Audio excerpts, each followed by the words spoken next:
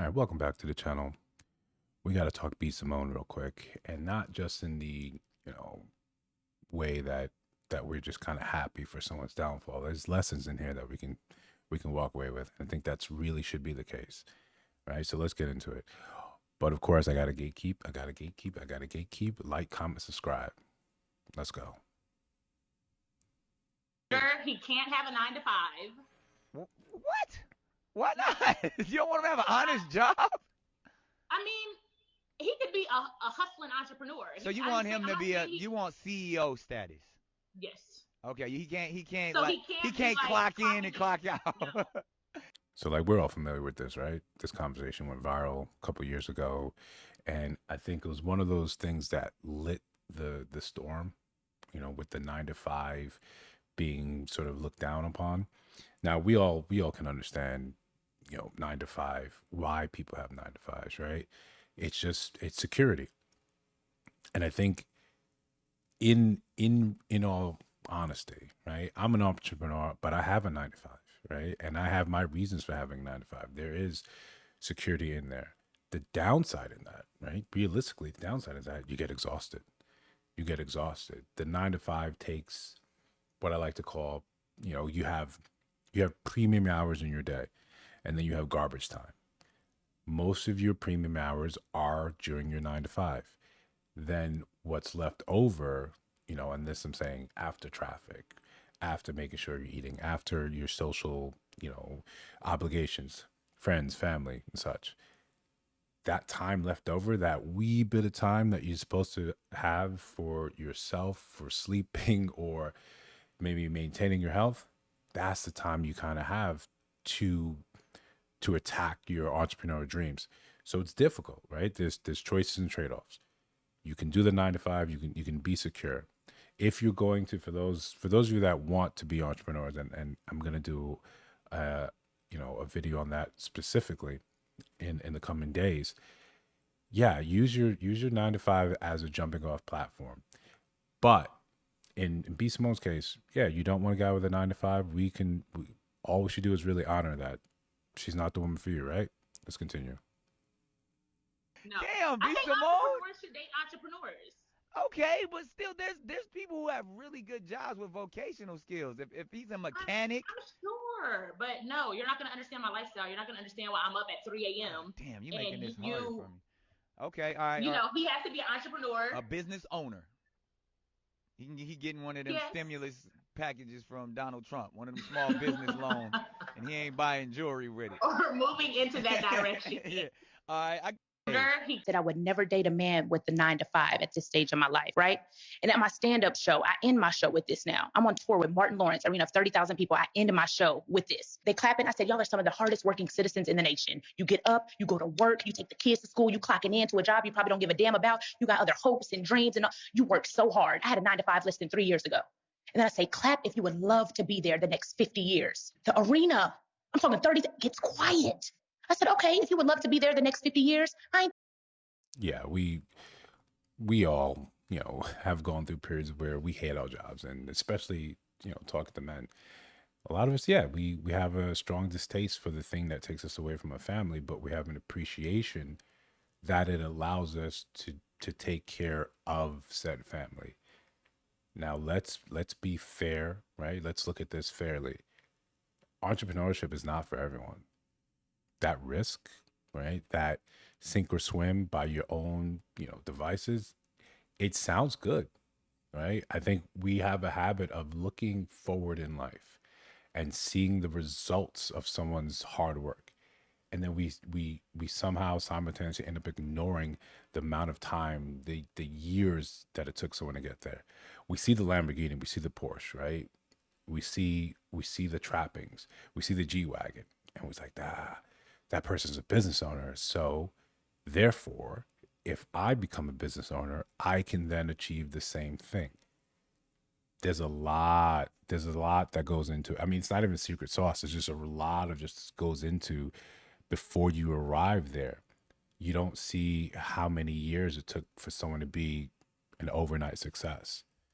But again, I think using the fact that people are unhappy with their job doesn't mean that it's an easy turnaround to say, yeah, just be an entrepreneur, right? But again, if she's saying this is what she wants to date, then that's on her, right? That's completely fine. That's a different world. You can have, this is firmly in that realm of these are what your preferences are. I'm talking to you. God bless you. Let me talk to these people that are going into this job every single day. You depressed, you got anxiety, you taking it out on yourself, your kids, your mom, your dad, because you don't want to be there. God has planted a seed in your heart. He has given you purpose. And until you find that, you lost. Find that. You want to be a doctor, you want to be a lawyer, but you're too scared to do it and step out on faith. So no, I'm not going to date a man who sees me living my dream every day and he's at a desk and he can't walk in his purpose. My finances, like the budgeting, you see how I am nitpicking every little thing. I've never been like that. We were in Bloomingdale's yesterday. I'm like, we have to go to H&M. Yeah. Like I notice it in me now, just nitpicking. And it's not even, I just don't have it like to spend the liquid. Yeah. I'm used to having liquid. I'm used to seeing a certain amount in my account. So again, this is the very real part of being an entrepreneur.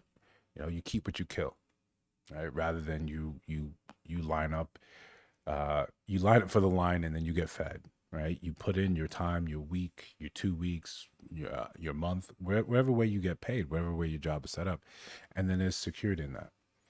Some of us are not meant to be out there. It's not something that it's lacking in your spirit, right? Entrepreneurship is not, it's not everyone's bag. Not everyone wants to live on the edge like that.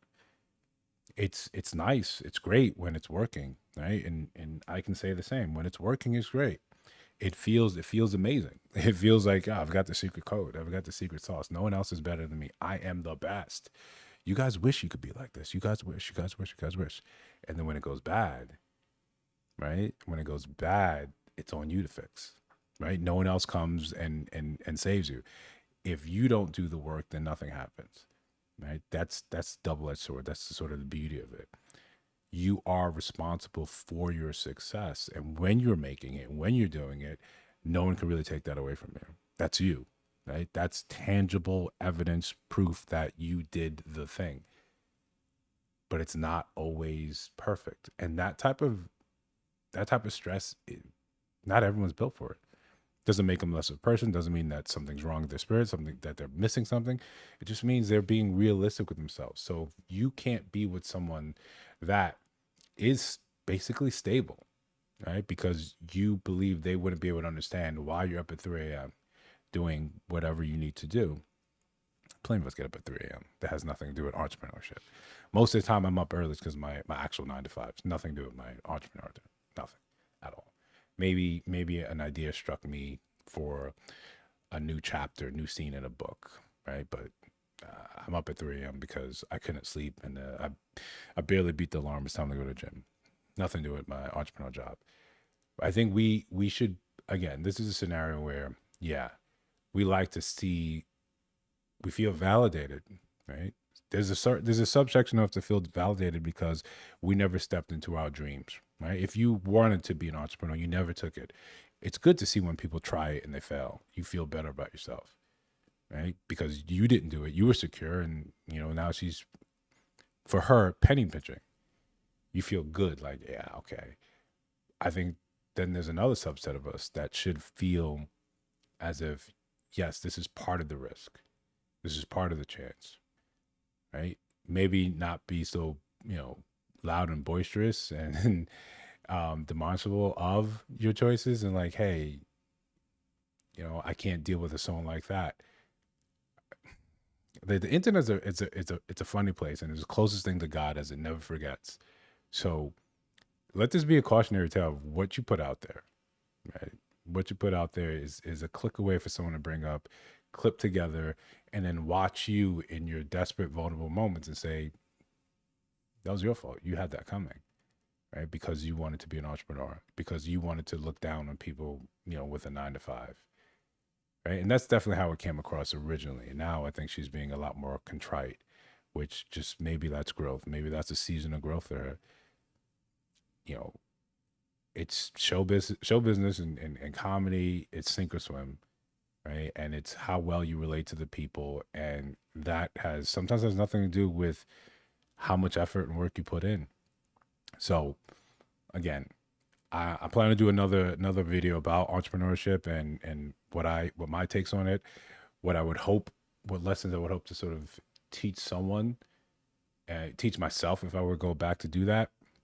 One of those things is when you are on top, you make sure you plan for when the bottom falls out, right? And I think that's a critical lesson here, right? So let me know, guys. Let me know what you think in the comments below. I'll see you on the next one.